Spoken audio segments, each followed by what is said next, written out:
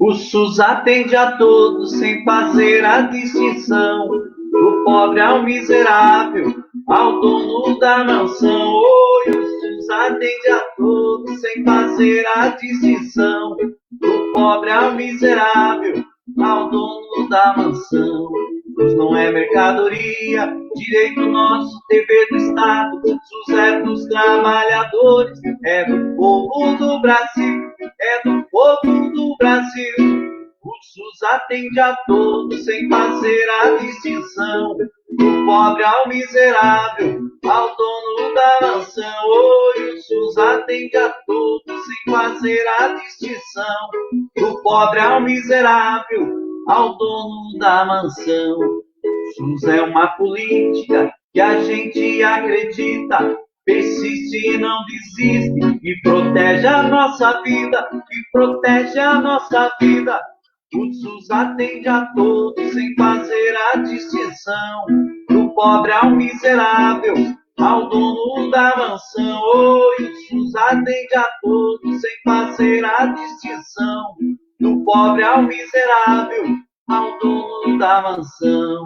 Saúde é coisa séria, o SUS é prevenção, qualidade de vida para todo cidadão, para todo cidadão. O SUS atende a todos sem fazer a distinção, do pobre ao miserável, ao dono da mansão. Oi, o SUS atende a todos sem fazer a distinção, do pobre ao miserável, ao dono da mansão.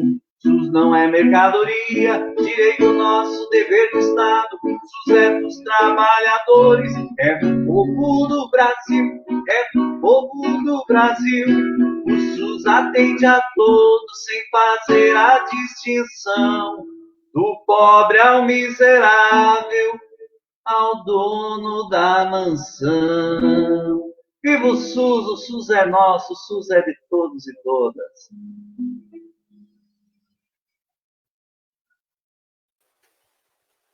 Muito bem, muito obrigado, Jadir, muito obrigado, Mistura Popular. Que coisa boa começar esse encontro aqui com o som dessa bela música, da composição de vocês, e ter a honra de receber a todos que estão ingressando agora na nossa live para discutir um tema tão sério que é quanto o controle social, quanto a nossa participação da comunidade, de toda a comunidade, no controle das ações públicas. E já passo a palavra para a Renata Jacobowski também, que vai estar comigo mediando essa live, junto com várias pessoas que ela já vai anunciar aqui e convidar para compor esse conhecimento com a gente. Jadir, muito obrigado, Mistura Popular. Que coisa boa ter com vocês aqui conosco, viu? Obrigada, Jadir, obrigada, Grupo Mistura Popular, defensores do SUS, sempre trabalhando pela mesma causa. Quero agradecer também e dar as boas-vindas a todos os participantes, aos estudantes, aos trabalhadores, aos conselheiros que estão assistindo a nossa live, né? Então, estaremos hoje com vários convidados para falar sobre o controle social, né? Estaremos com o Fernando Pigato, conselheiro nacional de saúde, diretor de saúde da Confederação Nacional das Associações dos Moradores e presidente da FEGAMEC. Também estaremos com a Fabiana Long Vieira Franz, advogada, ex-conselheira municipal e estadual de conselhos populares, especialista em direito público e mestrando em políticas públicas pela UFPR. Também com a Rúbia Daniele Thieme, nutricionista, ex-conselheira estadual de saúde, mestre em segurança alimentar e nutricional pela UFPR e doutoranda em políticas públicas pela UFPR. Eu me apresento também, então, sou enfermeira, trabalhadora do SUS, conselheira municipal. Estamos também com o professor Dr. Luiz Ferro, professor do mestrado de políticas públicas da UFPR, falando sobre, então, um pouquinho o tema do controle social, que seria a participação da sociedade na administração pública com o intuito de acompanhar e fiscalizar as ações do governo, né? Temos também, então, como exemplo, o controle social no âmbito da saúde, né? Que nada mais seria do que a participação da comunidade na gestão do nosso Sistema Único de Saúde, por meio dos conselhos de saúde e por meio das conferências de saúde, né? Então, os conselhos de saúde seriam órgãos deliberativos para as formulações de estratégia, acompanhamento e fiscalização da execução das políticas públicas no âmbito da saúde. Né? Então, os conselhos são abertos a toda a população, são organizados a nível municipal, estadual e federal. Metade da composição dos conselhos é formada pelos usuários do SUS, a outra metade pelos trabalhadores, pelos gestores e por prestadores de serviço.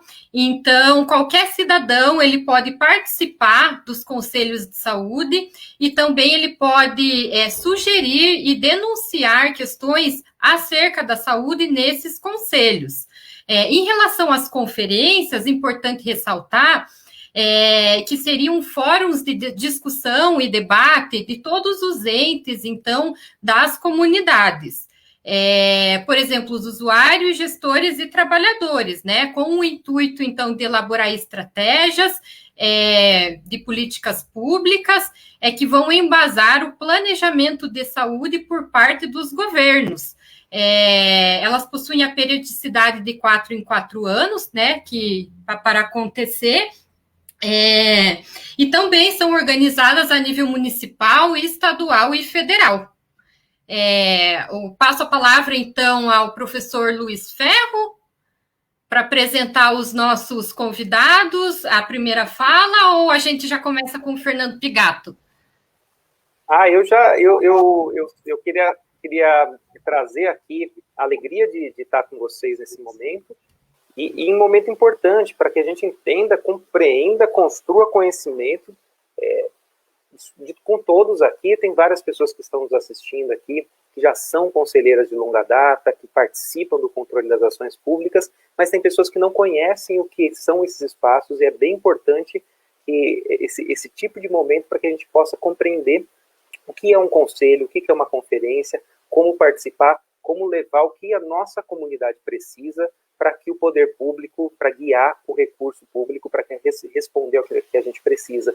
Então, como a Renata traz, as conferências são momentos importantes. A gente teve ano passado conferências de saúde, mas existem conferências de várias áreas da pessoa idosa, conferências de saúde mental, de várias áreas da educação, da assistência social. É importante que todos nós, população, nos organizamos para participar desses espaços e solicitar o que precisamos. Por exemplo, do lado de casa pode necessitar aqui, numa comunidade, de uma implantação de uma unidade básica de saúde. A gente tem que ir para a conferência para solicitar isso e cobrar depois que essa unidade de saúde seja implementada. Afinal, o dinheiro dos impostos todos é nosso.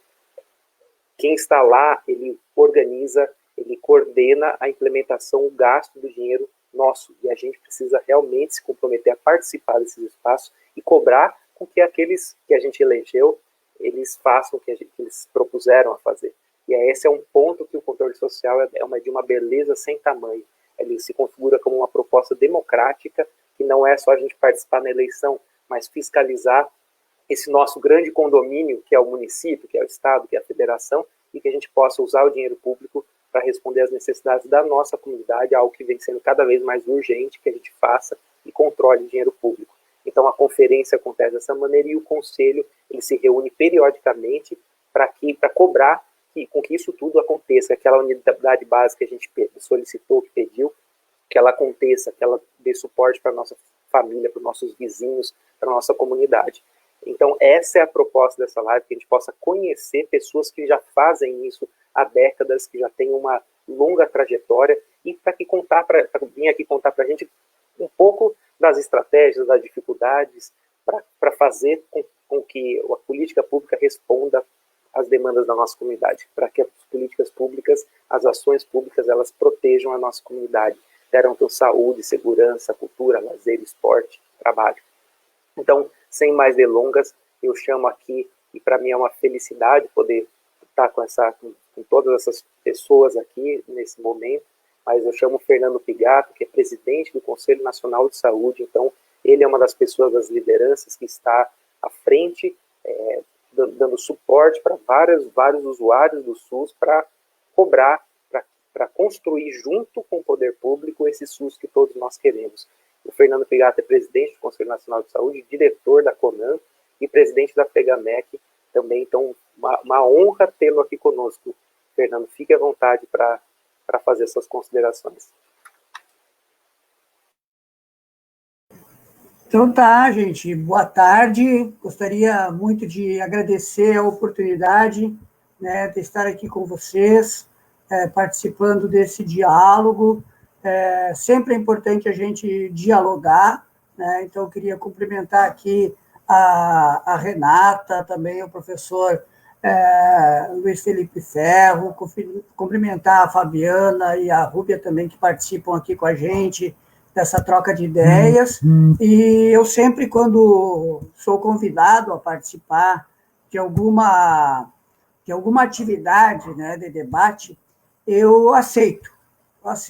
Eu até brinco com o pessoal, eu sou...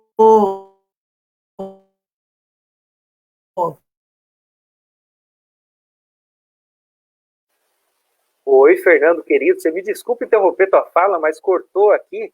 Acho que você congelou para a gente. Confere, né? A nossa assistência técnica. Tem um aluno que está com a gente, o Miguel, aqui na assistência técnica também, mas ele está acusando aqui que cortou mesmo, né? Fernando, enquanto o Miguel vai resolvendo esse problema do Fernando, não sei como é que ele está, mas talvez a gente possa... Vamos dar mais uns segundinhos aqui para ver como é que fica com a fala do Fernando. Talvez ele tenha que reiniciar, acho que o Miguel está conversando, mas aí eu já aproveito aqui, então, já que a gente teve essa situação, para falar o seguinte, a gente está... Então, esse evento, ele é um evento certificado pela Universidade Federal do Paraná, e a gente vai, durante o evento, apresentar um formulário para quem quiser precisar do certificado, que está assistindo aqui o evento com a gente. A gente vai disponibilizar um linkzinho do formulário com a lista de presença. Então, aqui nos comentários, né? Então, fiquem de olho, a gente vai relembrar várias vezes durante a live a respeito disso.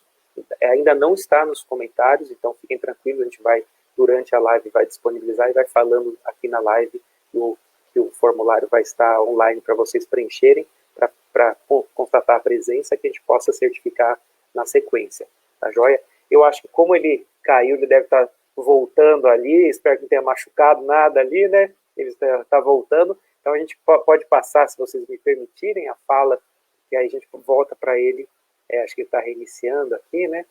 E aí a gente volta para ele na sequência. Então eu já passo a fala aqui para a Rúbia Daniela Thieme.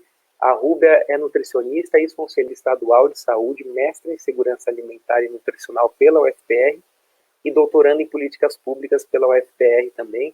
Uma das pessoas que eu tive o prazer de conhecer agora nesses últimos meses, e fico muito feliz, agradeço a honra de estar podendo compartilhar essa tela contigo aqui, para que a gente possa falar sobre o controle social, sobre a participação da comunidade em alguns aspectos. A primeira fala do Fernando Pigato, a ideia é trazer a participação de um usuário, os problemas, as dificuldades, as potências, e na sequência passar para a Rúbia, que é uma representante de profissionais nos conselhos que ela trabalhou, e na sequência trazer um pouco da Fabiana, que também tem uma longa história de participação no controle social, mas aqui ela vai lidar com a experiência dela na gestão para fazer essa democracia acontecer, na experiência que eles têm ali. Então, Rúbia, fica à vontade para fazer as suas considerações, já agradecendo a tua presença aqui. Muito obrigada, professor Luiz Felipe. Boa tarde a todos e todas. Obrigada, Renata, Fabiana, Fernando Pigato, por compartilharem esse momento comigo. E muito obrigada a presença de todos que nos assistem também, né? Então, agradeço o convite para compartilhar com vocês a minha experiência, que eu diria curta, né? Então, eu tenho 4 anos de experiência enquanto conselheira de saúde do Conselho Estadual de Saúde do Paraná. Então, acredito que perto da experiência de outros conselheiros, a minha experiência realmente foi curta. Então, gostaria, né, de ouvir, escutar também outros participantes, representantes de conselhos, para que compartilhem conosco as suas experiências. E, pegando aqui já o enunciado, o título da minha fala, potências, desafios, estratégias na perspectiva do trabalhador, né? Então, esse compartilhamento com relação às experiências também seria interessante que nós conversássemos sobre as potências, desafios e as estratégias diante aí da nossa participação nos conselhos de saúde e também nas conferências de saúde dos estados, municípios, da Conferência Nacional. Então, eu vou trazer para vocês um pouco de algumas questões que nós discutimos enquanto trabalhadores da saúde, enquanto estudantes também no programa de pós-graduação em políticas públicas, na UFPR, na disciplina ministrada pelo professor Luiz Felipe, onde nos conhecemos há pouco tempo. Então, eu gostaria de começar a fala trazendo as questões vinculadas aí aos desafios, né? São tantos desafios, e essa fala em si já é um desafio. Então, para que nós, né, trabalhadores, também usuários, né, porque além de trabalhadores somos usuários, e o outro segmento, gestores, para que nós consigamos uma atuação efetiva nos conselhos de saúde, né, e é importante que essa atuação ela seja efetiva em todos os momentos da política pública, em todos os momentos do ciclo da política pública, desde a construção da agenda, quais são as questões que vão ser transformadas em problemas e que vão entrar na agenda pública, até a avaliação das políticas públicas de saúde. Então, para que realmente a atuação do Conselho seja efetiva, é necessário que os representantes, né, e toda a comunidade, eles conheçam qual é o papel do Conselho de Saúde e também aqueles que são representantes que reconheçam o seu papel enquanto conselheiros, né? E para que esse papel ele seja também efetivo, né, e que para que esse papel possa representar, de fato, toda a sociedade, conforme o professor Luiz Felipe comentou, construir, né, e fortalecer cada vez mais as políticas de saúde, o Sistema Único de Saúde aqui no Brasil, é necessário que essa participação seja articulada, né? Então, que os representantes dos usuários, dos gestores, prestadores de serviço e também dos trabalhadores, profissionais da saúde, se articule e que seja à luz do reconhecimento da saúde como um direito de todos e todas e como um dever do Estado. E, ao mesmo tempo, né, pensando aqui nas questões que envolvem essa representatividade do trabalhador, essa participação ela deve ser capaz de alcançar também os interesses e as reivindicações de cada segmento, no caso aqui dos trabalhadores, mas, claro, das outras entidades, outros segmentos também, né, dos usuários, principalmente. Então, a entidade, né, ou a instituição, ela é a responsável por indicar aquele representante e vai obedecer às suas regras, normas, regulamentos, enfim, que são internos àquela instituição, àquela entidade, né? Então, por exemplo, né, quando eu fui escolhida, ou fui convidada, eu diria assim, para representar uma entidade no Conselho Estadual de Saúde, e essa entidade era o Conselho Regional de Nutricionistas da 8ª Região, que é o Conselho aqui do Paraná, é o Conselho Profissional do Paraná. E eu acho que, se não me engano, foi 2012, 2013, o convite, enfim. E naquele momento, né, fica aquela surpresa, nossa, será que eu consigo assumir essa responsabilidade? Porque, de fato, é uma responsabilidade, né? E durante a formação em saúde, né, a formação ali, durante a graduação, enfim, o quanto eu estava envolvida com essa temática, o quanto durante a formação na graduação e depois também na residência, enfim, eu fui me apropriando dessas questões, né? Então, muitas vezes, o que se percebe é realmente uma ausência, né, uma não demonstração do interesse de participar dessas instâncias de controle social, né? E será, né, que esse desinteresse pode ser um reflexo do desconhecimento da importância da participação dos trabalhadores, então, falando exatamente aqui desse segmento, né, dos trabalhadores, nas reuniões do Conselho Local, do Conselho Distrital, Municipal, Estadual e Nacional de Saúde, né? Então, fica essa questão.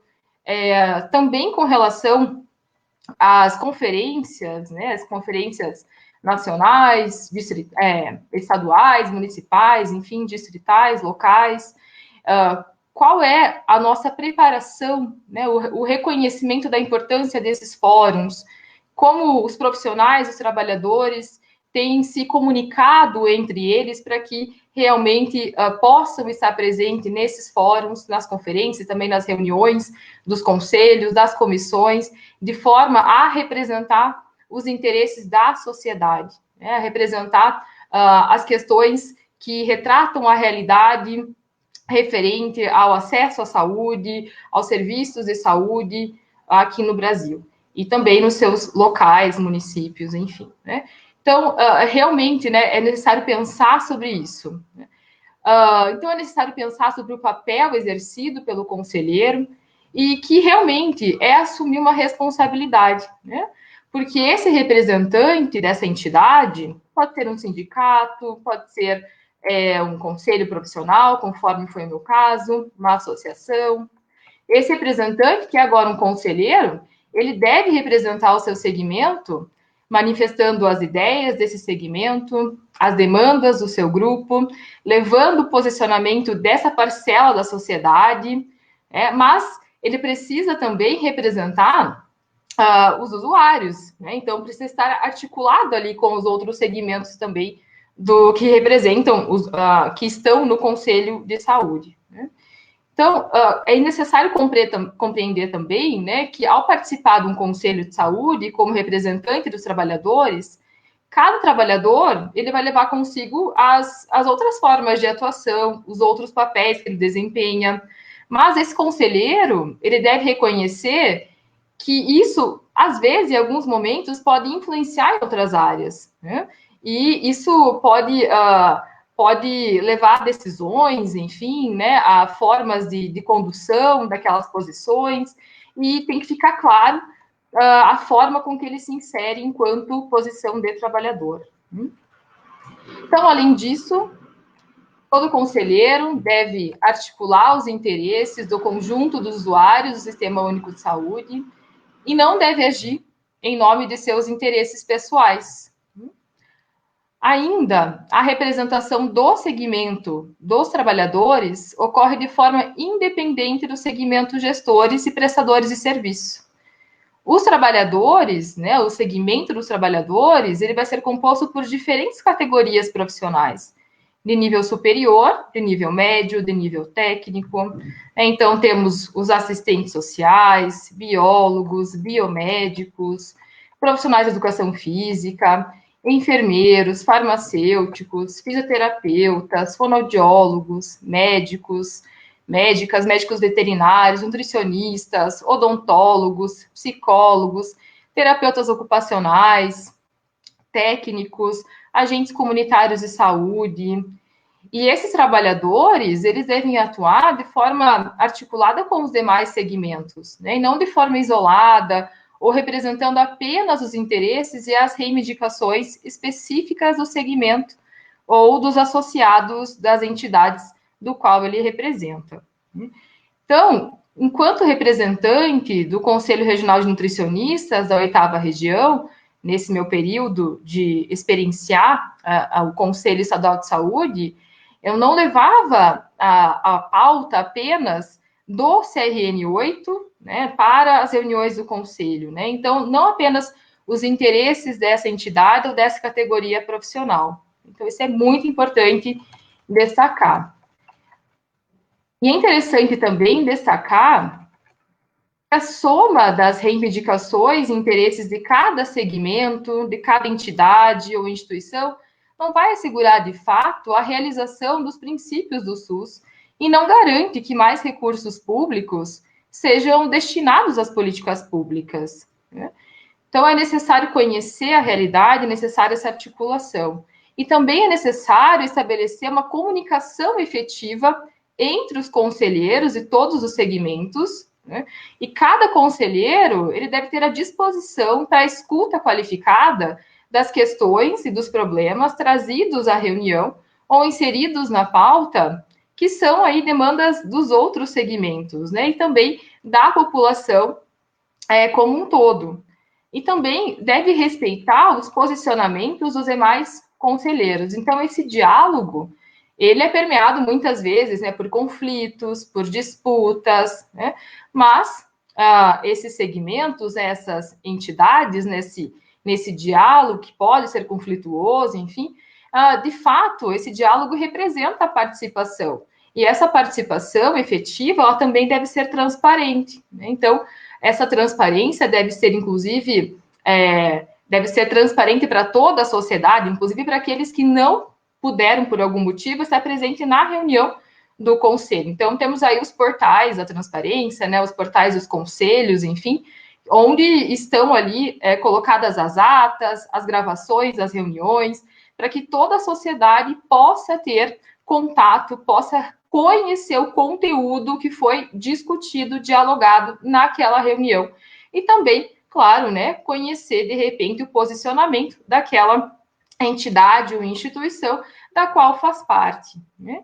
Então, para que realmente se fortaleça o Sistema Único de Saúde, é importante que o trabalhador da saúde conheça os objetivos do Conselho de Saúde, né? Então, que visa aí contribuir com a gestão ou para a gestão no âmbito dos princípios do SUS, da universalidade, equidade, integralidade, descentralização, né? E também, claro, da participação, considerando a situação de saúde da população, as prioridades das intervenções de promoção, proteção, recuperação da saúde e de prevenção de doenças e agravos, o planejamento, as metas, o orçamento. Além disso, o conselheiro deve conhecer também as legislações que instituem e regulamentam a participação social no SUS, também com relação às legislações que dispõem sobre os recursos a serem aplicados em ações e serviços públicos, o plano de saúde do local, do município, do estado, e o relatório de gestão. Então, o conselheiro, né, o trabalhador que representa a sua entidade, que, portanto, é um conselheiro, ele é responsável também por dialogar com a entidade que ele representa sobre todas as questões que foram discutidas na reunião do conselho e também que foram deliberadas, né? Então, isso realmente tem o objetivo, a intenção de conquistar a adesão e a mobilização das entidades por meio das suas diretorias, seus colegiados, assembleias. E essa comunicação pode ser feita por meio de reuniões, de boletins informativos, de consultas. Então, por exemplo, toda reunião de colegiado que ainda acontece, mas agora eu não participo mais do CRN8, que acontece mensalmente com o colegiado do CRN8, é aberto um espaço nessa reunião para que os nutricionistas que representam o CRN8 em diferentes conselhos, incluindo o Conselho de Saúde Municipal, o Conselho Estadual de Saúde, mas também o Conselho Municipal e Estadual de Segurança Alimentar e Nutricional, o Conselho de Alimentação Escolar, para que esses nutricionistas, eles possam colocar ali para os outros participantes, para o colegiado, quais foram as deliberações, né, do conselho, quais foram os assuntos que foram discutidos na reunião do conselho. Isso acaba, claro, estabelecendo uma melhor comunicação, mas ainda permanece dentro daquele grupo. Então, ainda é necessário avançar mais nessa questão, né, e realmente disponibilizar de outras formas, então melhorar essa comunicação também com os outros membros, no caso aqui, os inscritos no conselho profissional. Então, realmente, é necessário aumentar a efetividade da comunicação com esses profissionais, enfim, inscritos nesse conselho, por exemplo, no CRN8, sobre as pautas e decisões ocorridas no Conselho de Saúde e nos demais conselhos populares, nos quais temos aí nutricionistas representando o CRN8. E a partir disso, as entidades, elas vão priorizar as decisões do Conselho de Saúde nas suas agendas, né, e também nas agendas, inclusive, de pressão e de mobilização, e aí vai ser alcançado um poder ainda maior de mudança para a construção e fortalecimento do SUS. Então, um profissional de saúde que representa uma entidade no Conselho de Saúde, ele vai assumir muito mais do que uma cadeira, ele vai assumir uma responsabilidade com toda a sociedade, né? E é muito importante que esse profissional, que esse trabalhador, enfim, que ele participe das reuniões, né? Então, a presença nas reuniões é uma condição necessária para que a participação ocorra de fato. Então, a sua presença, né, nas reuniões, tanto nas reuniões ordinárias, quanto nas extraordinárias, quando necessárias, nas comissões também. Então, a sua presença, ela é fundamental. E caso, né, aquele trabalhador não possa mais representar a sua instituição, a entidade, ele deve comunicar para que outro trabalhador possa assumir essa responsabilidade no seu lugar, né? Então, esse segmento trabalhador, claro, ele também pode propor assuntos, né, questões, ele pode incluir assuntos na pauta das reuniões do plenário do Conselho, e esses assuntos, eles devem ser pertinentes, devem ser relevantes, né, e também devem ser colocados ali no momento oportuno, entendendo a conjuntura, enfim, entendendo a oportunidade de se decidir sobre determinada questão, sobre determinado problema. Então, é muito importante, né, que esses assuntos, enfim, pautados, eles também sejam representantes, né, da realidade social, né? Então, tem que considerar algo muito importante, que o Conselho não é o espaço de discussão de especialistas, né? Então, que as entidades que representam as diferentes categorias com nível universitário, incluindo os trabalhadores de saúde, devem evitar reforçar as competências técnico-burocráticas, o que pode, essa insistência, né, nas competências técnico-burocráticas, pode reduzir a participação nas discussões e estratégias das políticas públicas e pode inibir também a participação política, né? Então, deve ser tomado esse cuidado, de fato, para que não ocorra a inversão na definição das necessidades, em que seja priorizada a competência técnica e o conhecimento científico em detrimento da discussão política, mascarando aí os interesses que são da sociedade, né? Então, o conhecimento da realidade, ele deve ser valorizado a fim de que a transformação ocorra. Então, de fato, é importante, né, que o acompanhamento, o monitoramento permanente da execução dos programas e das ações do SUS e também dos indicadores de saúde aconteça e que sejam realizados em associação com a fiscalização. Então, nesse processo, é necessário considerar também os determinantes e condicionantes da saúde, né, aqueles que têm origem social, econômica, racial, etária e também de gênero. Os indicadores sociais e epidemiológicos, eles identificam as necessidades dos usuários em consonância com as informações das entidades representantes desses usuários também e vão direcionar as ações de saúde. Então, portanto, diante dessa complexidade da participação em conselhos de saúde, o trabalhador de saúde deve participar de programas permanentes de educação para o controle social no SUS, a fim de fortalecer os debates entre conselheiros e conselheiras de saúde e problematizar as questões relacionadas ao controle social.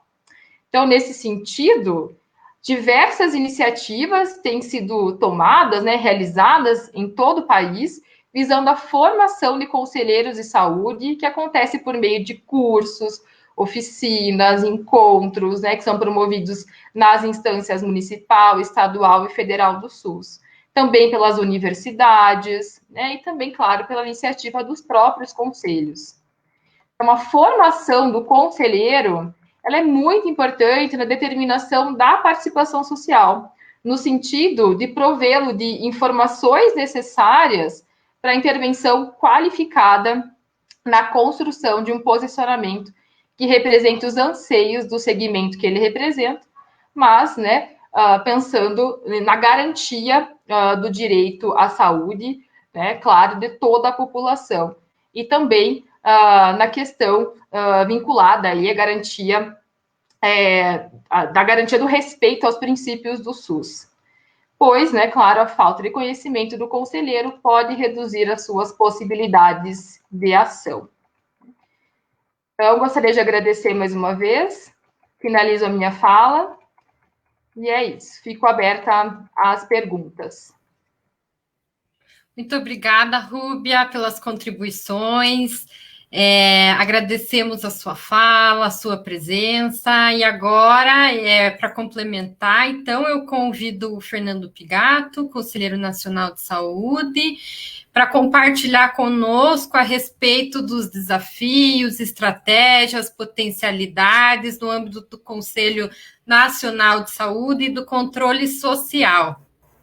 Vamos ver se não cai agora, né, o sinal. Eu peço desculpas para vocês, mas aqui é o seguinte, quando bate um vento, acontece isso. Eu estou aqui na fronteira do Rio Grande do Sul. Mas é bom porque isso é sinal que vai chover, né? Aqui está, além da pandemia, que está muito grave a situação aqui, né? E também temos esse problema das secas, né? E não sei até onde eu tinha falado, mas eu estava agradecendo o convite, né, falando da importância da gente não se autorrepresentar, mas a gente está no espaço de conselho e por isso que a gente precisa estar participando de diálogos como esse que está sendo proposto. Eu sempre aceito os convites, porque eu acho que também faz parte do nosso papel, justamente porque a gente não está numa representação pessoal. A gente está numa representação de uma entidade, de um segmento, no caso eu, que represento o segmento de usuários e usuárias, represento a CONAN, né, que é a Confederação Nacional de Associações de Moradores, e, obviamente, como presidente do Conselho, represento a todo o controle social brasileiro. E, óbvio, que a gente, para começar a falar, eu acho que foi bom, né, foi bom aí a gente ouvir a Rúbia.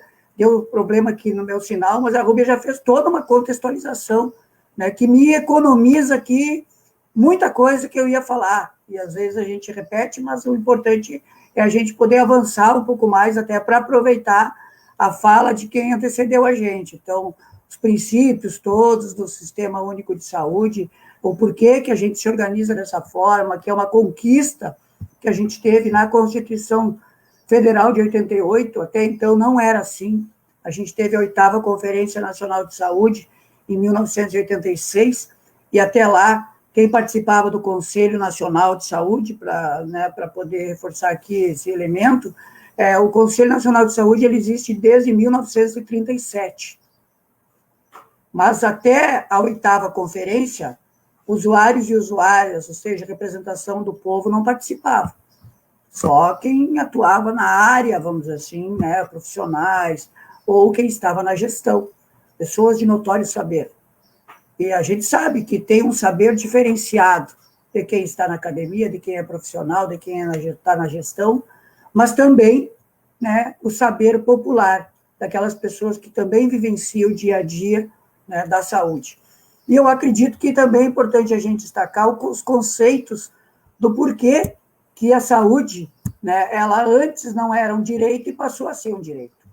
Então, isso também foi uma conquista, né, que se deu na década de 70, onde existia uma luta pela abertura democrática em nosso país, e pelo movimento da reforma sanitária. Tanto que o tema da 8ª Conferência foi saúde é democracia, e que não existe uma coisa separada da outra. O Arouca, que era o coordenador, vamos dizer assim, da conferência, naquela época, em 86, ele sempre falou, né, que saúde não é simplesmente ausência de doença, né, ela é o bem-estar físico, mental, social e político das pessoas. E o direito à saúde, né, que a gente tem, lógico que vem na nossa mente, quando a gente fala em saúde, algo associado à doença.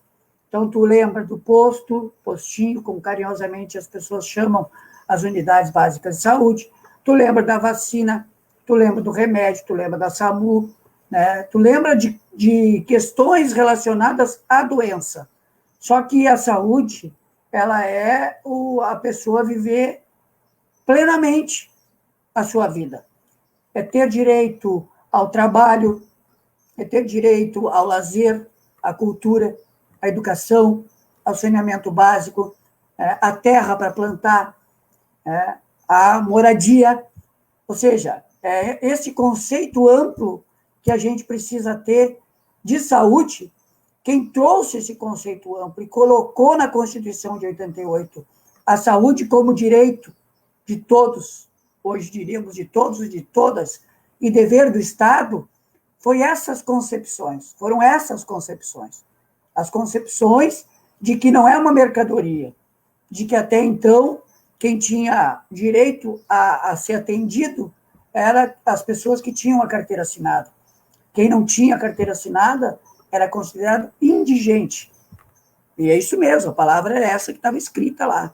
Então, quem não sabe, quem não estudou, quem é importante buscar, fale com uma pessoa mais velha, fale com alguém que vivenciou aquela época, antes da Constituição de 88, antes do SUS, para, inclusive, saber que as questões que a gente tem hoje, dos direitos, que muitos até criticam os direitos, mas foram conquistados, e foram conquistados com base, inclusive, no direito humano à saúde, que está lá nos princípios dos direitos humanos a nível mundial, que a saúde é um direito humano.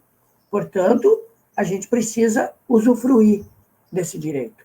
Então, é importante fazer esses resgates aqui, para ir complementando a fala que a Rúbia fez, e dizer que a luta pela concretização do SUS no dia a dia, esse papel da comunidade, da participação da comunidade, de ter direito a estar no conselho, de ter direito a estar participando de uma conferência, de fiscalizar, de definir as políticas públicas, também foram conquistas depois da Constituição, porque tinha que regulamentar, A partir da Constituição teve uma luta para regulamentar isso. E aí veio, em 1990, a regulamentação. Ou seja, levou 2 anos para regulamentar. Agora a gente acabou aí de comemorar os 30 anos da regulamentação, do SUS, das legislações que, vamos dizer assim, consolidaram o SUS. E depois disso, depois de tu ter a base legal constituída, o que tinha que fazer? Tinha que garantir que o SUS, ele realmente chegasse a ser aquilo que foi preconizado, que é as pessoas terem o acesso, as pessoas poderem ser atendidas, as pessoas poderem exercer esse direito, como controle social, de fiscalizar, de construir as políticas, de, inclusive, aprovar ou não as contas, a Rúbia falou sobre isso também, mas, inclusive, da gente ter as condições deste SUS ser reconhecido como algo que tem o controle social, que tem a democracia, que tem a participação social, mas que consegue dar as respostas às pessoas. E aí, é óbvio que aqui em 15 minutos a gente não tem como fazer todo o resgate histórico, mas é importante a gente saber que o que a gente vinha construindo, sempre foi uma luta para a gente conquistar e sempre ficou faltando alguma coisa. Sempre ficou faltando alguma coisa. A gente que é do movimento popular, muitas vezes ouve de quem está no governo, mas vocês é o seguinte, vocês conseguem uma coisa e daqui a pouco vocês não estão contentes e vocês já querem outra. Sim. É justamente essa a luta, porque a gente sabe que nada se dá de mão beijada, e a gente sabe que tudo que se conquista é com muita luta. E a gente nunca chegou a ter um SUS plenamente, 100% daquilo que foi sonhado lá na década de 70, na década de 80, que está na Constituição. Porque sempre teve muita pressão em cima, seja de quem está nos conselhos, seja de quem está na gestão, seja de quem está como trabalhador ou como trabalhadora, ou seja, em cima de nós, usuários e usuárias. Sempre teve interesses, como diria o Leonel Brizola, para que esse SUS não avançasse, para que esse SUS não se consolidasse, e para dizer, isso aí não dá certo, isso aí é público, como tudo no Brasil, né, se leva para o lado de penalizar, de criminalizar, né, e de carimbar o que é público como algo que não funciona. E aí a gente teve, em 2016, né, para poder fazer esse recorte aqui, né, nos meus últimos 5 minutos, dizer que a gente teve um retrocesso iniciando. Por quê? Porque existiu um rompimento institucional do nosso país, né? Vinha se avançando em várias conquistas, né? Vários programas, inclusive, que vinham sendo colocados à disposição da população brasileira, também fruto de conquista, né? Nada foi feito assim, vamos lá, vamos dar. Não, tudo isso é retribuição dos impostos que a gente paga, né, como cidadãos e como cidadãs, mas é importante a gente reconhecer os avanços que houveram. Só que em 2016, qual foi o primeiro fato que aconteceu depois desse rompimento institucional? Foi a aprovação de uma emenda constitucional, que a gente chamava de PEC da morte, por enquanto era a proposta, né, que se transformou em emenda constitucional 95. De lá para cá, disseram que iam congelar os recursos por 20 anos nas áreas sociais. Só que o SUS perdeu, ou perderia, pelo menos até esse ano de 2020, 22,5 bilhões de reais. Claro que chegou a pandemia e isso começou a dar uma mudada, né? Mas se não tivesse chegado a pandemia, nós teríamos perdido até esse ano 22,5 bi. O que aconteceu nesse período, nos últimos anos? Retrocesso acima de retrocesso. Programas que começaram a ser cancelados, ou diminuídos, ou fragilizados. Ataques à atenção básica de saúde, que é onde se dá primeiro contato com as pessoas, né, que é no território, que é onde as pessoas estão, né, e, logicamente, que a gente, quando chega a ter a indignação das pessoas que estão, né, nos bairros, nas favelas, nas comunidades, com aquilo que está sendo prestado de serviço, reforçado, inclusive, pelos meios de comunicação, que dedicavam 90% do seu tempo para falar de 10% dos problemas que o SUS estava passando, né, gera no imaginário das pessoas que não funciona. Então, tu mostra as filas, tu mostra que existem, tu mostra as pessoas em cima das macas que existem e que realmente revoltam a gente. E revoltam com razão. Mas aí qual vem a solução? A solução é a seguinte: isso aqui não está dando certo, vamos entregar para a iniciativa privada, né, porque é quem vai resolver. Tudo isso foi orquestrado, tudo isso foi planejado, e chegou a pandemia. E quando chegou a pandemia, o que podia salvar o nosso país da desgraça? Que nós estamos vivendo uma desgraça. Nós estamos vivendo um clima horrível. Nós estamos chegando a 170 mil vidas perdidas. Nós passamos de 6 milhões de pessoas infectadas, sendo que a gente sabe que esse número pode ser muito mais, porque não tem testes. A testagem é muito baixa, e agora os testes aí para vencer entre dezembro e janeiro, estocados, né, em armazéns, lá em Guarulhos, do governo federal. Ou seja, parece que existe uma intenção ainda de fragilizar. Mas lá no início do ano, o ex-ministro, né, que era um dos que atacou o SUS, que foi um dos que votou a favor da emenda constitucional 95, foi um dos que atacou a atenção básica. O que ele se ligou? Né, para falar uma linguagem aqui, né, mais aí da juventude. O que ele se ligou? Ele é médico, ele conhece o SUS, né, ele foi secretário municipal e ele estava ministro. O que ele chegou à conclusão? Tem que vestir o colete do SUS para fortalecer esse sistema, porque a única forma da gente contrapor essa pandemia é com o sistema que está alicerçado, que nesses 30 anos conseguiu chegar em todas as comunidades do Brasil. E foi isso que foi feito. E nós, do Conselho Nacional de Saúde, nós, dos conselhos estaduais e municipais e locais de saúde, fomos para cima para que o governo colocasse mais recursos no SUS. O que aconteceu? Continuamos fiscalizando, denunciando o mau uso daqueles recursos que foram destinados, e esse é o nosso papel, mas, com certeza, se não fosse o Sistema Único de Saúde, né, a nossa situação no nosso país, enfrentando a pandemia, enfrentando o pandemônio, que joga contra a ciência, que é negacionista, que diz que é uma gripezinha, que diz que não é coveiro, que diz que nós vivemos num país de marica, que temos medinho. Tudo isso está ocasionando adoecimento e está ocasionando mortes. Porque as pessoas ouvem esse cidadão. As pessoas seguem esse cidadão. E a pandemia está se alastrando em nosso país e só não está sendo enfrentada de uma maneira mais eficiente porque tem esse tipo, né, de pessoas que a gente ainda considera pessoas, por mais que algumas vezes a gente duvida que sejam pessoas fazendo o que estão fazendo em nosso país. Mas o SUS resiste, o SUS vai avançar, o SUS se fortaleceu nessa pandemia porque as pessoas viram que ele dá a resposta quando a população brasileira precisa. Então, eu vou parar por aqui, porque a gente combinou 15 minutos, e depois ouvir também, né, as perguntas que virão, né, e, enfim, as outras falas que ainda a gente vai ter aqui. Maravilha, Fernando, agradeço a tua fala, o teu compromisso social como representante dos usuários no SUS. Acho que todos nós temos que saber quem são os representantes, tanto de trabalhadores, como de usuários, como de os gestores, para que a gente possa organizar a cobrança e organizar o recurso público para onde a gente acredita que possa dar suporte para a saúde, no caso do Conselho Nacional de Saúde, para a nossa comunidade.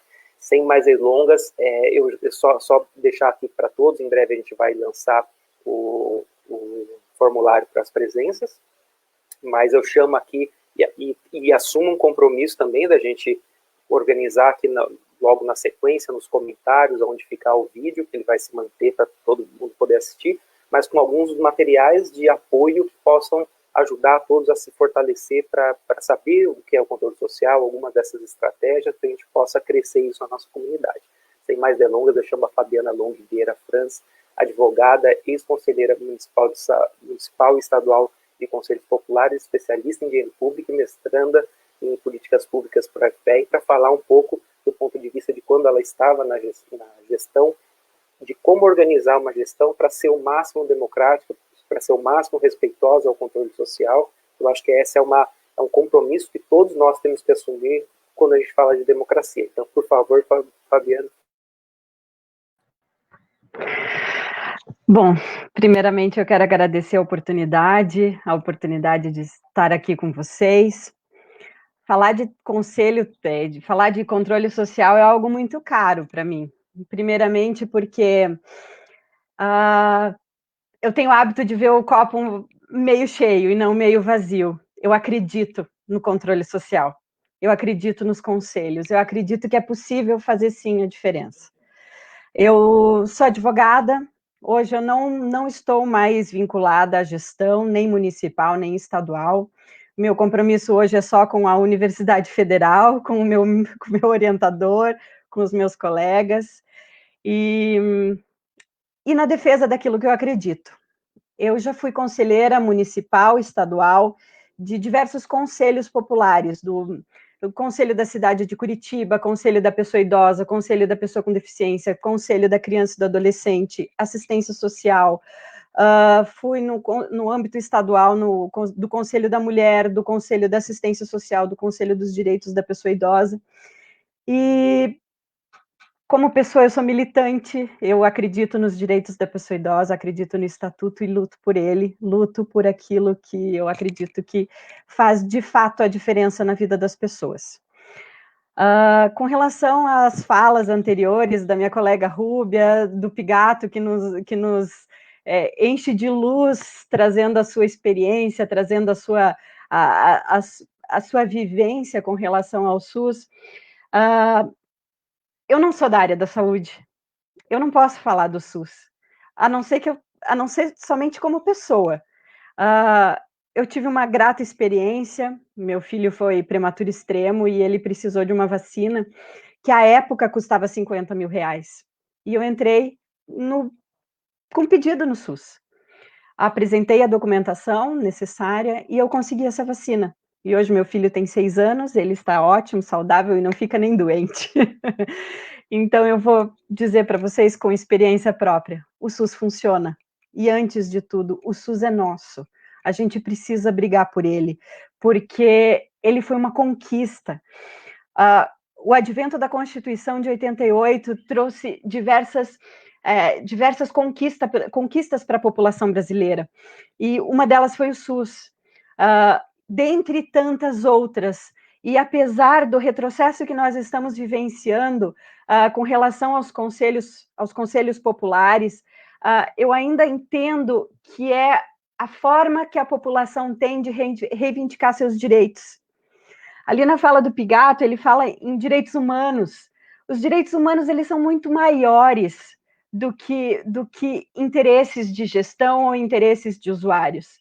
Eles são direitos conquistados e legitimados internacionalmente, os quais, por meio dessa instância de controle social, é que nós podemos ter a oportunidade de reivindicá-los, de lembrar a gestão o que é o direito, lembrar a gestão que algo não está acontecendo de acordo como deveria. Nos conselhos, assim, muitas vezes os bons pagam pelos maus. Há uma certa desconfiança com relação aos conselhos, principalmente em relação à gestão. Mas eu conheci muita gente decente, eu conheci muita gente boa, eu conheci muita gente que queria mesmo fazer a diferença. Graças a Deus eu tive essa oportunidade de conhecer essas pessoas, porque daí eu pude distinguir do que era verdadeiro e o que não era. E posso dizer que, às vezes, a gestão ela precisa da orientação popular. E para que isso aconteça, é necessário que o conselheiro, que a sociedade conheça o seu papel. Vá até o conselho municipal reivindicar seus direitos. Vá até aquele espaço e diga, olha, na minha rua está acontecendo isso. Porque muitas vezes o direito ele se perde. O direito ele é difuso, ele acaba não atingindo o seu propósito. Como no Estatuto do Idoso, como na área do idoso, que é o tema que eu mais me sinto confortável para falar, o Brasil ele está à frente de países europeus, ele tem uma das legislações mais lindas do planeta, mas na prática existem muitos desafios ainda a serem superados. Então, por isso, nós precisamos lembrar o Ministério Público, lembrar os conselhos, lembrar a gestão, lembrar os representantes, a todos que a gente puder, aquele artigo lá previsto, os direitos necessários. Eu aprendi tanto no meu caminho com relação a isso, o quanto que o direito morre, o direito padece se nós não lutarmos por ele. Então, por mais que exista esse retrocesso, por mais que exista esse cerceamento da voz popular, ainda acredito que a população deve clamar por isso, deve ir até esses locais, até essas instâncias, e ser ouvida. A gente sabe que o conselho, lá na sua base, começando lá pelo conselho municipal, ele precisa pensar de uma maneira universal. Então, por exemplo, um conselho que se dedica à criança ou um conselho que se dedica a um público específico, ele não pode pensar numa parte deste público, assim como o SUS, assim como a pessoa idosa, ele precisa pensar na sua universalidade. Ele precisa pensar em como fazer algo que possa atingir a todos. Isso era algo muito, muito, muito presente nas discussões dos conselhos no âmbito municipal e estadual, porque às vezes nós tínhamos algum recurso, algo que nós colocávamos em debate sobre alguma melhoria, sobre o que fazer com aquilo, e então haviam sugestões, a gente pode fazer um clube de recreação, nós podemos... Isso não é garantir direitos, porque nós não estamos abrindo aquilo para todos. Nós estamos oferecendo um benefício para parte da população. Isso não é direito universal, isso não é direito, é garantir o direito fundamental.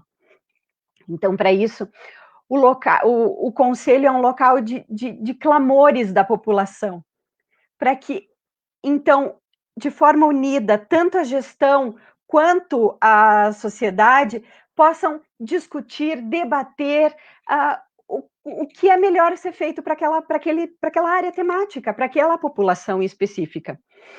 Então, eu trago também não quero me alongar muito, mas eu trago uma experiência que eu entendo que foi muito, muito feliz em relação à gestão e que, quiçá, pode ser exemplo ou inspiração para alguns outros conselhos.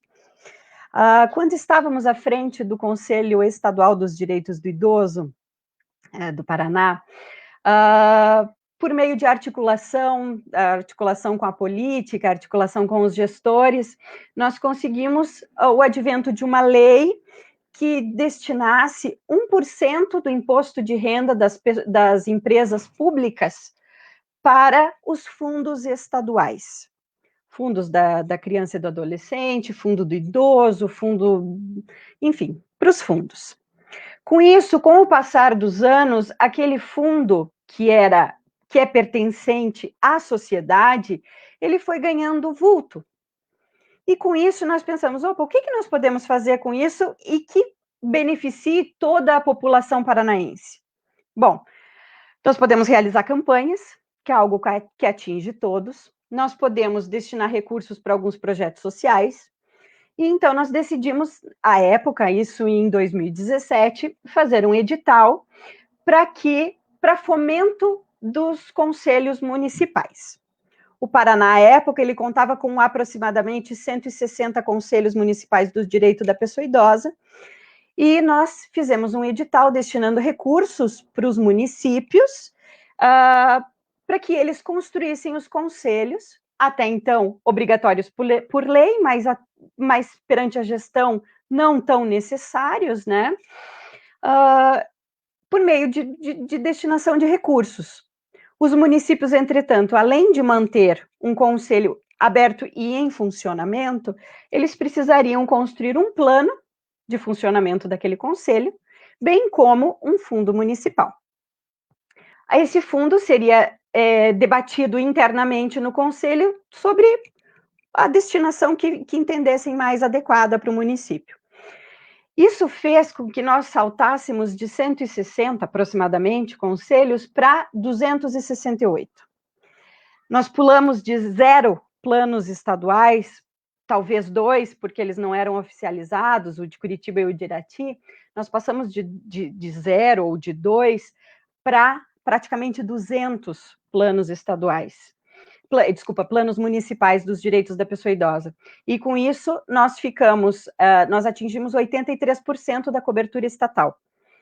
83% dos municípios tinham conselho e, posteriormente, o CPF que nós falávamos, né? Conselho, plano e fundo.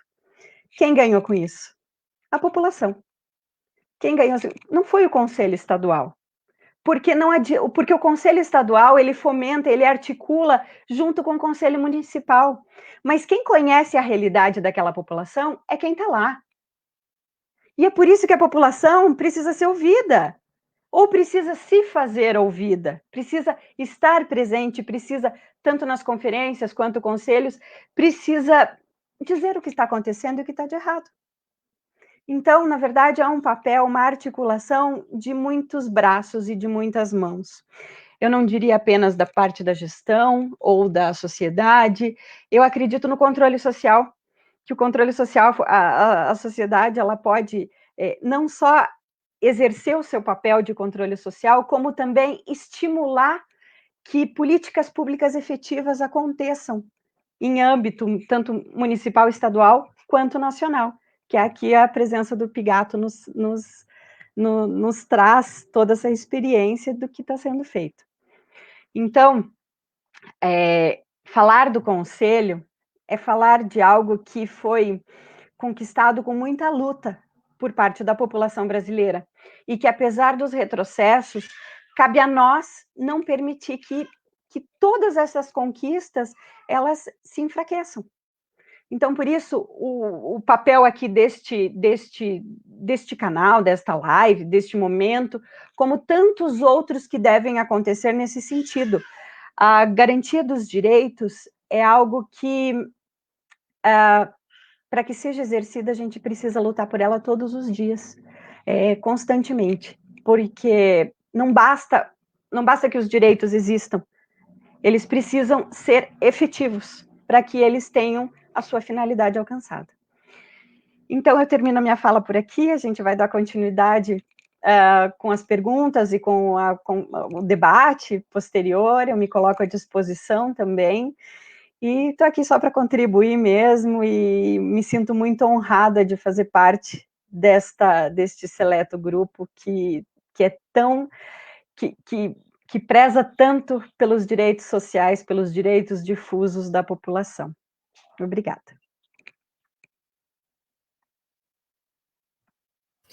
Obrigada, Fabiana, pelas suas contribuições, pela sua fala. Muito bom escutar você falar. Agora eu passo, então, a fala para o professor Dr. Luiz Felipe Ferro, para se juntar-se conosco também às próximas considerações. Maravilha, maravilha. A gente aqui, eu e a Renata, ficamos numa situação assim, querendo demais estar presente nesse espaço, compartilhando isso. A maioria das lives tem um mediador, né? Mas a gente fala, não, vamos estar junto. Mas eu queria também trazer uma experiência aqui, pela importância do tempo, pelo afeto que a gente tem sobre esse tema. Mas eu queria trazer um pouco também da experiência da gente da UFPR, da Federal do Paraná, compondo um pouco esse quadro. Eu quero fazer isso rapidamente, para que a gente possa ter tempo para discutir, para conversar. Já tem várias perguntas, fiquem extremamente à vontade todos para fazer as perguntas ali, a gente vai anotando e conversando a respeito. Já aproveito a oportunidade de apresentar o meu apreço a esse tipo de interface que a gente está aprendendo agora, que são as lives, porque vocês vejam, aqui a gente já tem presença do Conax, pela Hilda, que dá boa tarde a todos aqui, a Rosângela também, Teruel, do Conselho Municipal do Direitos da Mulher e do Conselho Municipal dos Direitos do Idoso de Londrina. A gente tem pessoas como a Ellen Oli, que está falando de Sobral, do Ceará, deixo a boa tarde para ela também, para todos, a Cibele, Cláudia Cibele, que é da Abraps, Núcleo Curitiba, que está presente aqui, pessoal do IPCT, colegas de trabalho. Então, é uma bela ferramenta para a gente conseguir conversar nacionalmente. Eu acho que é uma das poucas coisas boas, né, que essa pandemia nos trouxe, essa possibilidade da gente usar essas ferramentas para estarmos mais juntos e proteger mais a nossa comunidade. É isso que a gente precisa. Eu acho que, nesse sentido, todos nós, a nossa comunidade precisa se unir. Ela não precisa mesmo se afastar cada vez mais. Acho que a gente tem que estar sempre junto, e não importa qual gestão estejamos falando, a gente precisa estar junto para guiar o poder público, para usar o dinheiro para responder às demandas da nossa comunidade. É isso que eu acredito que a gente precisa realmente levar na sua seriedade máxima, a gente se comprometer para cuidar da nossa casa expandida, né? Que a gente, na nossa casa, a gente ainda faz, quando é um condomínio, mais ou menos, mas quando é município, estado, federação, exige que a gente se comprometa, controle e fiscalize o empenho do dinheiro público para responder o que a gente precisa. E nisso eu quero trazer um pouco nessa fala do papel de uma universidade pública, gratuita e de qualidade, para ajudar todos, a nossa comunidade, a entender isso. Então, a universidade tem várias formas de ação, essa live é uma delas, a gente vai desenvolver várias, eu vou falar aqui outras tantas que a gente está organizando para que a população possa compreender o que é o controle social, como participar, como ir se organizando para fazer essas reivindicações todas. A gente tem um programa que vale muito a pena falar, que é o programa PET, Programa de Educação pelo Trabalho para a Saúde. E a gente desenvolve um dos grupos tutoriais que é para fortalecer o controle social. Então a gente mobiliza alunos, a gente mobiliza disciplinas diversas, essa é uma das ações que advém desse programa, para que a gente possa fortalecer a comunidade para o controle das ações públicas. Então essa é uma proposta que a gente desenvolve, essa é uma das ações, e que a gente vai fazer o compromisso aqui de todos de montar, a partir dessa, toda uma estrutura que a gente possa fortalecer a comunidade para entender o que é o controle social e cobrar das instâncias públicas que elas respondam às demandas da nossa comunidade. Eu acho que é só assim que a gente vai garantir cada vez mais a democracia acontecendo no Brasil, que a gente vai versar sobre uma votação. Votação, ela não acontece a cada 2, a cada 4 anos. Para a gente ter consciência na hora da votação, exige que acompanhemos a todas as ações públicas, para a gente ver quem está realmente trabalhando para a nossa comunidade. Falar que políticos são todos corruptos é uma grande mentira, a gente precisa abandonar esse tipo de fala. A gente precisa acompanhar as pessoas que são pessoas de bem, que estão, né, nesse âmbito, para que a gente consiga fortalecer elas, divulgar o trabalho delas, ter como nelas pessoas que apoiam a nossa comunidade, apoiam o destino do dinheiro público para o que a gente precisa. Nesse sentido, o que a gente da universidade está fazendo? Mobilizando alunos, mobilizando comunidade para desenvolver várias ações. Entre elas, a gente está fazendo essa live. No final dessa live, a gente vai colocar na descrição da live, de onde ela ficar, vários materiais de apoio. Vídeos falando o que é controle social. A gente tem cartilhas desenvolvidas para falar o que é controle social. Alguns dos colegas aqui relataram a importância da gente participar dos espaços de controle social, dos conselhos, das conferências, mas também cobrar em outros espaços de apoio, como é o caso do Ministério Público, como é o caso das ouvidorias, que essas demandas sejam levadas a sério pela gestão, sejam cobradas por outras instâncias que não só o controle social. E nesse sentido, a gente já tem uma cartilha pronta, com os endereços de Curitiba e de outros mais 5 municípios, que está no site do Departamento de Terapia Ocupacional da Universidade Federal do Paraná, em produtos de extensão. Lá já tem essa cartilha com os endereços de Londrina, Curitiba, Cascavel, Pinhais, e eu estou esquecendo, se não me engano, não me lembro a outra, mas com endereço, telefone, contato do Ministério Público, endereço, telefone, contato da ouvidoria, como acionar vereadores, deputados. A gente vai deixar uma listagem de todos os deputados, vereadores aqui do município de Curitiba, os deputados estaduais, deputados federais, porque o conselheiro tem que acionar essas instâncias para garantir que os direitos da população virem realidade. Eu acho que a Fabiana traz um ponto importante. Direito é o papel lá. Como a gente botar para a realidade, é aí, nessa força, é aí que ele vira realidade para a gente. Só que isso é a base de muita força. Então a gente vai tentar fazer esse momento aqui para que ele não se feche em si, mas que ele tenha vários materiais de apoio para que as pessoas possam trabalhar a partir dele. A gente está finalizando uma cartilha sobre o controle social, que vai deixar detalhadamente o que é o controle social, alguns pontos que a Rúbia falou rapidamente, que para um conselheiro de longa data faz todo sentido, mas para a pessoa que está se aproximando agora do tema, talvez ainda fique confuso, que é o plano plurianual. O que é o plano plurianual? Essa cartilha vai sair em breve, a gente vai colocar na descrição do evento. Isso tudo é uma ação da Universidade Federal do Paraná para dar suporte para a nossa comunidade. A gente tem, além disso, capacitações que o programa PET vai desenvolver para várias frentes da população, mas também para educadores. Então, a gente vai envolver educadores para entenderem o que é controle social e ensinarem para as nossas crianças o que é controle social e como elas defendem a nossa comunidade. Então, são várias das ações que a gente está empenhado para desenvolver e afirmando o compromisso da Universidade Federal do Paraná e não só das universidades federais públicas, para a gente poder proteger a nossa comunidade num momento desse que estamos vivenciando, de pandemia, e que sobressalta, além de tudo, a importância do SUS num sistema público que está garantindo, graças a Deus, o cuidado para a nossa comunidade. Esse é o que queremos construir, um ponto que acho que o Fernando traz aqui para a gente, é a necessidade de articulação dos conselheiros com a sua base. A gente organizou 2 sites, o site da Associação Arnaldo Gilberti, que isso é importante relatar, é uma associação paranaense aqui de proteção aos direitos da pessoa com transtorno mental ou em sofrimento mental, que ali a gente colocou um espaço de denúncia para aproximar a população dos seus representantes. Por quê? Porque o Fernando, por exemplo, ele precisa saber o que está acontecendo no Brasil afora. Ele não tem uma bola mágica, uma bola de cristal mágica que ele vai saber sem as pessoas informarem a ele. Ele precisa saber. E a nossa ação com esse site, o site da para pessoa em situação de rua, do InRua, uma instituição muito séria aqui de Curitiba e do Paraná. Então, inrua.org é o site, arnaldogilberti.org, são 2 espaços com materiais de denúncia, com um trecho de denúncias, para o que a população estiver vivenciando, conseguir inserir ali para chegar nesses colegas que estão protegendo o direito da gente. E é óbvio, assumindo todos um protagonismo para que as pessoas não fiquem sozinhas, mas que elas encontrem todo um apoio comunitário de todos nós para defender os direitos humanos. A partir disso é que a gente vai montar uma comunidade que seja solidária, que se comprometa, que se apoie, que construa direitos humanos.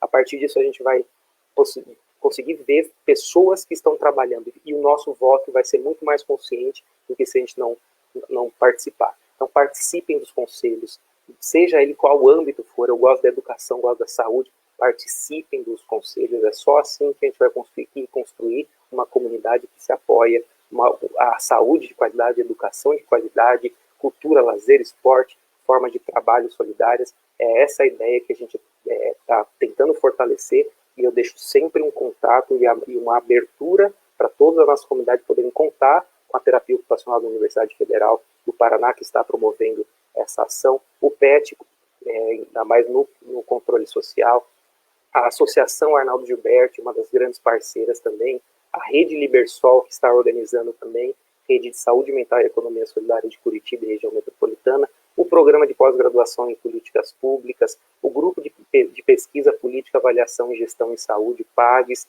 Então, são várias forças que vêm se reunindo para que a gente possa fortalecer a nossa comunidade para cobrar os direitos humanos. Com isso, eu encerro a minha fala agradecendo a presença de todos, deixando a minha honra de estar rachando esse espaço aqui com todos e assumindo esse compromisso de uma universidade pública, gratuita, de qualidade, para que a gente possa mover as comunidades. Só assim, pautado na ciência, no compromisso social, acima de tudo, é que a gente vai conseguir fortalecer a nossa comunidade, desmontando fake news, desmontando mentiras que vêm sendo contadas por qualquer partido. Eu não quero ser partidário aqui em momento nenhum, eu quero ser contra fake news, contra mentiras que vêm sendo contadas para a nossa população em vários âmbitos. Agradeço a presença de todos aqui, todo o carinho dessa live, e já aproveitando, agora passei para mediador, né, e já aproveitando para trazer uma pergunta que o colega realizou aqui. Cadê o colega? O Gustavo Rasoli, que faz uma pergunta: como a população pode contribuir para fortalecer o SUS frente a tantos interesses e que tentem a colocá-lo como ineficiente? Então, agradeço o Miguel. Miguel é um aluno da graduação que está ajudando a gente com toda a infraestrutura aqui. E aí eu deixo aberto para que a gente possa responder e amadurecer sobre essa pergunta. Quem quiser tomar a fala, fiquem à vontade.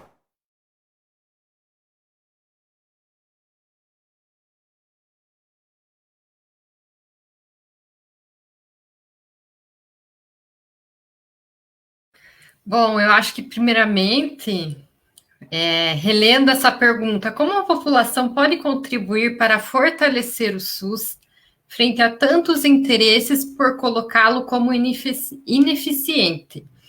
Eu acho que, primeiro de tudo, mostrando que o SUS funciona, né? Mostrando os seus resultados, mostrando o trabalho que acontece no dia a dia, o trabalho da ponta, nas diversas esferas do SUS, divulgando os nossos sucessos através das diversas políticas e programas, né, que são conhecidos por excelência mundo afora. Acho que por aí se constitui o caminho para fortalecer o SUS, né? E acho que a pandemia trouxe também bastante isso para a população em geral, né? Eu acho que a gente pode ver várias manifestações contrárias de desmonte ao SUS por parte da iniciativa, principalmente do governo federal, em que houve uma mobilização popular, nacional imediata, né, fazendo com que governantes voltassem atrás nas suas ações, nos seus comentários, né, e repensassem devido à grande repercussão nacional, e aí a gente consegue visualizar o quanto o SUS está sendo importante, o quanto as pessoas estão dando importância ao nosso sistema único de saúde. O que você acha, Pigato?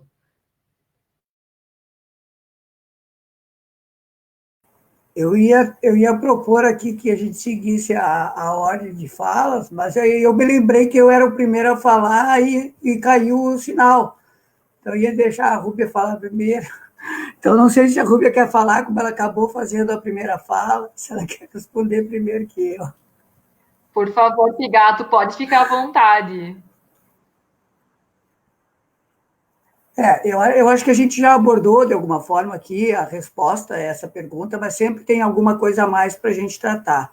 Eu acredito que tudo de positivo que tem acontecido, da resposta que o SUS tem dado, mas eu acredito também que é importante a gente fazer aqui a referência de que o SUS, ele não é só a ausência da doença, a gente tem que fortalecer isso na cabeça das pessoas.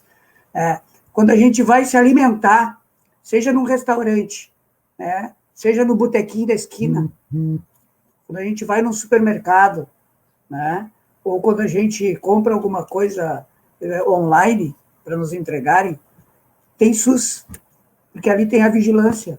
Esses alimentos não estariam sendo consumidos, eu estou falando da forma correta, não estariam sendo consumidos nos restaurantes, ou no botequinho, ou vendidos no supermercado, ou na lancheria, se não tivesse um controle, uma fiscalização da vigilância sanitária, que é SUS.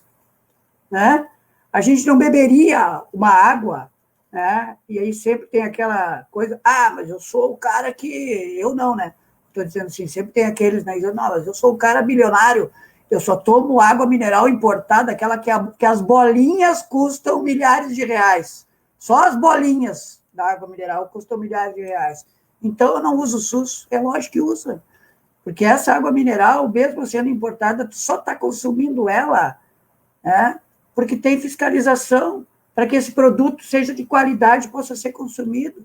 Assim como a gente que usa aqui, no caso, de companhia pública de água, de saneamento, que a gente vai ali na torneira, abre a torneira e a água está ali própria para a gente consumir. E está no ar que a gente respira. Esses dias eu estava numa mesa de debate lá na Câmara dos Deputados, online, porque é importante dizer aqui, desde março, as nossas atividades do Conselho Nacional de Saúde, as nossas participações têm sido online, fora uma agenda que a gente teve presencial com o ministro atual da Saúde, porque nós tínhamos solicitado uma agenda e pedimos que fosse virtual, e ele pediu que fosse presencial, e a gente teve uma parte da mesa diretora lá, e depois fomos na Câmara entregar uma petição pública. Foi a única agenda presencial que a gente teve enquanto Conselho Nacional de Saúde em todo esse período. Demais foi virtual. Mas eu participei de uma atividade da Câmara que falava sobre a repercussão das queimadas no Pantanal para a saúde pública. Então, quer dizer, o SUS está no alimento que a gente come, na água que a gente bebe e no ar que a gente respira. Essa noção a gente precisa sempre estar reforçando, porque senão a gente cai naquela dicotomia de que quem pode pagar um plano de saúde não usa o SUS. Todo mundo usa o SUS, seja nisso que eu dei de exemplo, ou seja em questões mais complexas, como a questão, por exemplo, aqui a Fabiana trouxe um exemplo, um caso dela concreto, transplantes, o senhor Roberto Marinho teve que usar o SUS para fazer o transplante. A fila lá do transplante é SUS. Planos de saúde vão até um certo limite, depois, olha, aqui não tem mais, não tem cobertura. Então, a gente precisa ampliar essa noção do SUS para que as pessoas se sintam apropriadas pelo SUS. A gente está com uma campanha, porque o desfinanciamento que eu estava falando antes, ele vem campeando solto nos últimos anos, retirando recursos, e a gente teve um acréscimo esse ano de mais de 35 bi para o SUS enfrentar a pandemia, mas a gente está fazendo uma petição pública, passei aí para poder a Renata compartilhar com a gente aí depois nos links aí, a petição pública que a gente está fazendo para manter o piso emergencial para o ano que vem, manter esses 35 bi que foram colocados a mais esse ano, manter no ano que vem, e revogar a emenda constitucional 95, as pessoas precisam entrar nessa campanha. As pessoas precisam assinar a petição, divulgar a petição, pressionar os parlamentares que vão estar lá agora na Comissão Mista de Orçamento, que ainda não foi instalada, mas logo que ela for instalada, ver quem é do Paraná que está aí participando dessa comissão e pressionar, e depois pressionar os deputados, as deputadas, senadores, senadoras, enfim, do Estado, para poder votarem a favor da manutenção desse piso emergencial para o ano que vem e revogar, porque não é só a pandemia que vai continuar depois do dia 31 de dezembro. Tem as consequências da pandemia que vão ficar, as sequelas das pessoas que tiveram a pandemia e aquilo tudo que ficou reprimido esse ano, As cirurgias eletivas, mais de 500 mil de cirurgias eletivas não foram realizadas esse ano. A gente acabou, e agora, Outubro Rosa, 70% dos procedimentos, mais de 70%, não foram feitos esse ano para combater o câncer de mama. Então, o ano que vem vai estar pior que esse ano. Ah, mas é catastrófico. Não, não é, é a realidade. E a gente sabe que só quem vai enfrentar essa situação é o SUS. E mais uma dica para o controle social. Ano que vem, agora tem segundo turno, provavelmente alguns municípios aí do Paraná tem segundo turno ainda domingo, mas a maioria já tiveram eleição, né, já teve o primeiro turno. Ano que vem, todos os municípios vão estar elaborando um plano plurianual, que foi falado aqui pela Rúbia, né, que vai definir o orçamento, ou seja, o recurso daquilo que a gente paga de imposto e que vai ser investido nas políticas públicas de 2022 a 2025, e também vai estar definindo os planos municipais de saúde. Para definir o plano municipal de saúde, vai ter que ter conferência municipal, vai ter que ter conferência local lá nas unidades de saúde, nós temos que fortalecer os conselhos locais, a gente tem que estar fazendo com que lá no território tenha o controle social efetivo e atuante. Então, tem muita coisa para a gente lutar ainda daqui para frente. Eu não sei se o tempo está terminando, se eu já vou me despedir agora, depois o pessoal vai falar e vai se despedir, ou se eu volto depois para me despedir. Se tiver que me despedir agora, eu já vou deixar aqui meus cumprimentos também, um abraço, né, para todos e todas, né, e vamos seguir aí acreditando no SUS, na democracia, na vida, né, e a gente vai vencer esse período aí que a gente está passando da história, e depois, lá na frente, a gente vai lembrar, sabendo que a gente está com a consciência tranquila de que tudo aquilo que a gente precisava fazer, a gente fez. E eu já ressalto, pegando a fala do Fernando, a gente vai deixar no link dessa descrição, dos comentários aqui, na descrição do vídeo, na sequência, os contatos de todos os deputados, não só do Paraná, mas de todos os estados, no link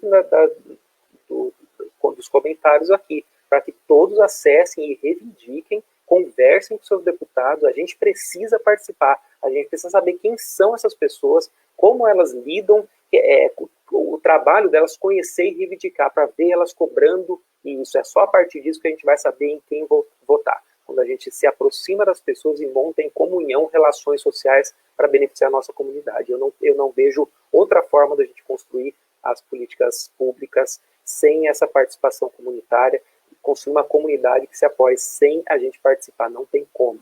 Só que a gente precisa aprender isso tudo, né? Então eu passo a fala para alguma outra das colegas, né? A gente está chegando ao final. Aqui temos uma surpresa também no final dessa live. E aí eu passo para as colegas irem fazendo a sua finalização, agradecendo demais a presença de todos. Passo para a Renata também e fazendo as considerações finais, talvez apresentar a nossa surpresa final, né? E aí para a gente ir finalizando esse nosso encontro, agradecendo a todos. Agradeço muito, né, o convite e também o fato de eu estar aqui, já eu posso agradecer imensamente, porque foi uma honra participar dessa live e ouvir, escutar a experiência de todos vocês. Eu quero registrar que a minha fala, ela foi influenciada por alguns textos. O professor Luiz Felipe comentou sobre a importância, né, da construção de materiais informativos, da construção científica, também do conhecimento científico referente a esse tema. Então, existem alguns materiais do próprio Ministério da Saúde, que inspirou também a minha fala, denominado Conselhos de Saúde, a responsabilidade do controle social democrático do SUS. Também a página do Conselho Nacional de Saúde disponibiliza várias informações importantes. A professora comentou que alguns poderiam ter ficado em dúvida com relação a alguns itens que eu mencionei na fala. Então, a página do Conselho Nacional de Saúde apresenta várias informações importantes que vocês podem acessar, e alguns artigos também científicos que foram publicados e que tinham o objetivo de compreender a participação dos segmentos, né? Mas, é claro, eu enfatizei aqui o segmento trabalhador. Então, um artigo publicado na revista Saúde e Sociedade, por Kes, Bogos e Martins, em 2016, e outro artigo na Saúde em Debate, por Martins e colaboradores, em 2013. Né? Então, só para deixar registrado. Então, mais uma vez, eu agradeço, posso disponibilizar também os materiais para que o professor disponibilize para vocês em algum local específico, não sei como isso vai se dar exatamente. E uma boa tarde a todos, muito obrigada. Obrigada, Rúbia. Bom, eu também quero agradecer a presença de todos, os comentários. Eu queria, na verdade, só referenciar aqui os comentários de Cláudia, Cibele, Beth Dinger, blá, blá, que é preciso conhecer para defender, de fato. E o Conselho Municipal de Saúde de Indaial também fala que é um grande desafio fomentar e fortalecer os conselhos locais de saúde. Sim, seu nome é Juliana. Na verdade, é preciso fazer com que a população ocupe o seu espaço, ocupe o espaço que é devido a ela. Então, para isso, é preciso popularizar os conselhos. Alguns exemplos bastante interessantes foram utilizados em alguns conselhos, no sentido de fazer com que a população conhecesse mais dos direitos, conhecesse mais do papel do conselho. Eu já vi desenho animado, eu já vi gibi, eu já vi... nós produzimos uma cartilha conhecendo os direitos da pessoa idosa, que tinha um linguajar simples e lúdico à época, que é justamente para isso. Não adianta trazer tecnicismo, não adianta apresentar a letra fria da lei, porque a população não compreende. É preciso, sim, massificar o conhecimento para que as pessoas, de qualquer jeito e de qualquer forma, reivindiquem eles, sabe? Que eles possam ir às plenárias, aos plenos e dizer, olha, isso não está acontecendo lá na minha região. Então, por isso, é preciso massificar o conhecimento, fazer com que as pessoas conheçam, que saibam que existe aquele espaço, que existe aquela instância, né? O que faz um conselho, para que daí, então, as pessoas possam se apropriar melhor e possam até defender melhor os direitos humanos, os direitos fundamentais e todos os outros direitos assegurados aí na nossa legislação pátria. Então, encerro a fala, agradeço e me coloco também à disposição, dizendo que foi uma honra fazer parte desta equipe, desta live, e espero de coração que ainda nós possamos ver os frutos de todo esse engajamento popular que defende esses espaços. Eu já Obrigada. pego também a fala da Fabiana aqui para trazer uma experiência que a gente teve. Uma das metas do PET foi, em cada serviço de saúde, organizar grupos de controle social com usuários, com lideranças comunitárias. Esses espaços, o PET desenvolve as ações em unidades básicas de saúde, os postinhos de saúde, em CAPs. Então, a meta do PET era que cada um dos grupos tivesse representantes de usuários com suporte para entender o que é controle social, para se afiliar aos conselhos, para levar para as conferências todas as ações, organizar com todos. Então, a ideia essa foi uma das propostas do PET para a gente poder ir desenvolvendo o controle social. E aí eu passo para a Renata e finalizando também. Eu agradeço também a presença de todos, a participação nesse trabalho na tarde de hoje, né? Agradecendo a Fábio, agradecendo a Rúbia, agradecendo ao Pigato, ao professor Luiz pela oportunidade, né? E agora, então, vamos encerrar a nossa live com a música Mestres do SUS, né? Composta, produzida pelo Grupo Mistura Popular durante essa época de pandemia, né? Então, a nossa cultura, que também é uma forma de expressão popular, de participação popular e de lutas sociais, né, professor? Com certeza, a nossa cultura é boa, a nossa cultura é de apoio, de construção mútua. E é isso que a gente vai finalizar com esse carinho, agradecendo demais a Mistura Popular por nos dar a honra de abrir e fechar esse nosso encontro. Muito obrigado. É com você, Jadir. Tô sozinho hoje, hein? Tempo de pandemia não dá de reunir a galera, né?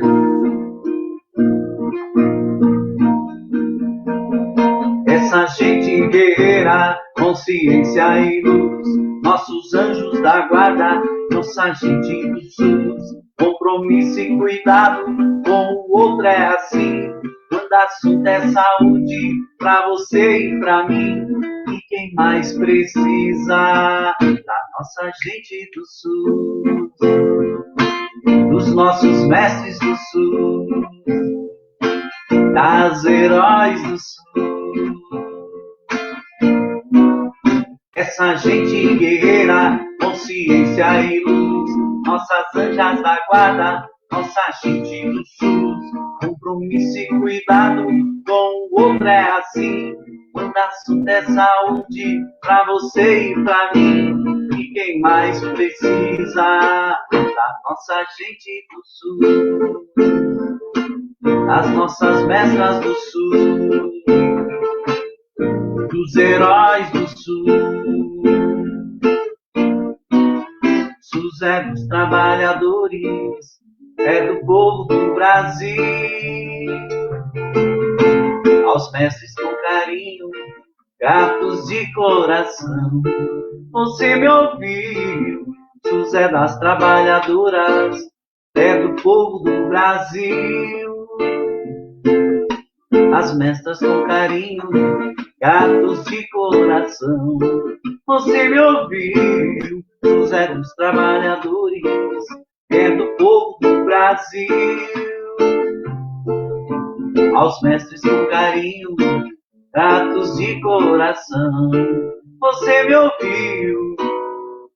Essa gente guerreira, consciência e luz, nossos anjos da guarda, nossa gente do SUS, compromisso e cuidado com o outro é assim, quando assunto é saúde, pra você e pra mim, e quem mais precisa da nossa gente do SUS,